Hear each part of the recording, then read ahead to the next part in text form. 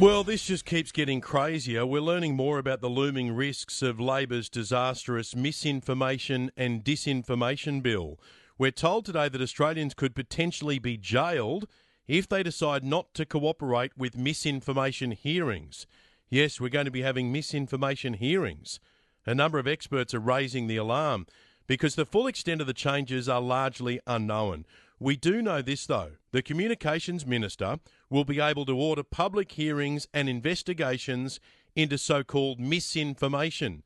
These hearings cannot apply to individual social media users. However, anyone affiliated with social media companies and digital platforms will be liable. And if someone refuses to appear at one of these inquiries or refuses to cooperate without a reasonable excuse, they could be jailed. Yes, you heard correctly. Jail time. The leading media lawyer Justin Quill has told the Daily Telegraph the changes open up a Pandora's box. He says the Australian people should be very concerned about the government's attempts to curate public discussion and potentially punish those who step out of line. Well, bloody oath we should be. It is intimidating, and that's the point. Justin Quill says the legislation defines misinformation to mean anything that is reasonable, verifiable as false, misleading or deceptive, but by whose standards, he asks. Once they deem something false or misleading, they have the right to question people in investigations, and if someone doesn't cooperate, potentially jail them. Now, this should be scaring the life out of people.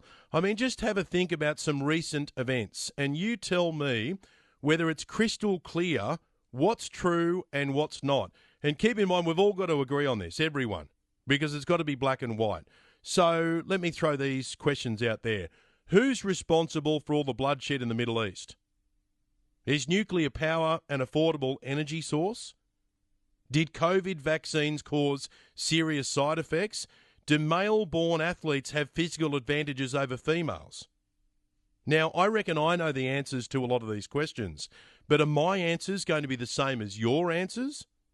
And if one of us is wrong, should one of us go to jail over it?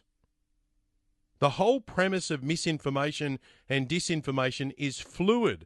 And if you want any proof of that, it wasn't so long ago that the boss of the Federal Health Department couldn't even say for sure what a woman is. Remember when the Senator Alex Antic questioned Professor Brendan Murphy?